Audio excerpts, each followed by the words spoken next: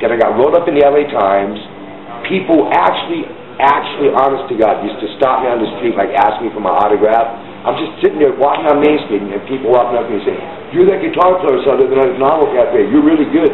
Can I have your autograph?" You know, I'm going, dude, I'm like almost famous. I'm getting all the buzz of being famous, except I don't have a record deal, you know. And the other thing is, I know all these people in the music business. I know, like everybody, and I'm so angry. Weren't you in with the Stones at one time?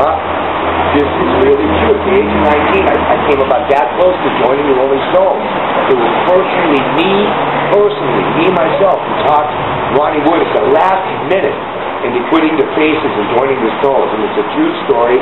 And I'm trying to get that written up. I'd like to publish that like a Rolling Stone or something, you know, to tell the true story of how Ronnie Wood joined the Stones. He was there. He would verify the story. I became friends with the Stones, and well, not really the Stones. I was friends with Ronnie Wood and the Faces, actually. But my idea was to get in with that crowd so I could try to get into the Stones, because it was at the time when Mick Taylor had quit the Stones, and it was publicly announced that they were kind of looking for a new guitar player. And I was right there on the scene, trying to hang out, trying to get in the band. And I came about that close until one drunken night at the Beverly Wilshire Hotel. I mean, I was 19 years old. I'm not even supposed to be drinking. And yet I was there in the bar. They'd given me a bar tab to order drinks or whatever I wanted. And I was sitting in the bar drinking, literally, with Ronnie Wood, who had become like my pal. And I sat there at like 2 in the morning when I said, "Woody, why don't we just quit the Faces and you join the Stones? You look like the Stones. You grew up with them. You fit in better than I ever could." I was like crying as I said all this. It's a long story. But the next morning, he announced to the world that he was quitting the Faces and joining the Stones. And then the next day, I went back to the bar, and Ian McLaughlin, the piano player from the Small Faces band, it was Rod Stewart's band, he tried to beat me up.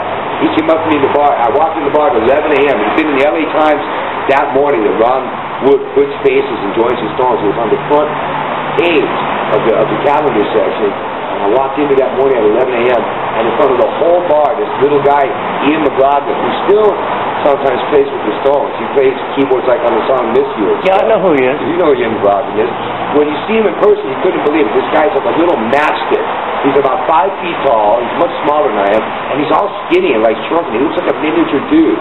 The one time I met Jagger, he looks like a miniature dude. He's so small. They're all tiny, huh? They're tiny, dude. You wouldn't believe how tiny he is. He's like maybe at best like 5'4", maybe smaller.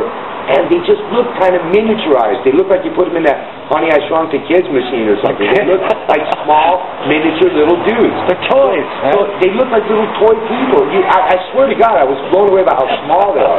You see photos of them on stage and it makes them look normal size. I don't know about Keith or whatever. He's more or less normal size, but like Mick Jagger and Ian McLaughlin, they're like tiny dudes. And this tiny little English dude is actually much smaller than me. Plus, this was when I was like 21. I was a little more buffed out and stuff, you know. I was doing my pull-up thing. He walks up to me and he starts swinging at me right during the bar at 11 a.m. in the morning. He's sitting there at 11 a.m. drinking champagne with this really beautiful French model kind of girlfriend. And I walked in the bar and right away I thought, I've been hanging out with the guys about 3 weeks at this point, drinking and partying with them every day for 3 weeks. And staying up like 3-4 days in a row and just partying and drinking. And I walked in and I thought, even for this crowd, for him to be sitting there drinking champagne at 11 a.m. is kind of unusual, you know, that early, you know. I knew something was up. And I walked in, he was already stone drunk, and in the middle of this fancy bar, the Beverly Wilshire Hotel, I'm like 19 years old, and these guys are like my heroes. I still was in a state of shock. I couldn't even believe I'm hanging out with them, and that they accepted me to hang out with them and stuff, and let me hang out. And Ian McLaughlin comes walking up to me, swinging at me, saying, quote unquote, the exact words, he goes, this really loud voice, like every head in the bar, like turned, and there's 100 people in there, and everybody just turned and was like looking at us.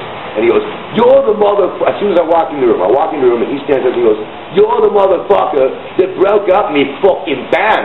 Thanks to you, I'm fucking unemployed now." And he started swinging at me and tried to start a fight right there, and it's so funny because I'm looking at the guy. Because Ronnie Wood? No, this was Ian McLaughlin. No, because Ronnie Wood. Because Ronnie Wood had gone to the Faces. I mean, gone to the Stones.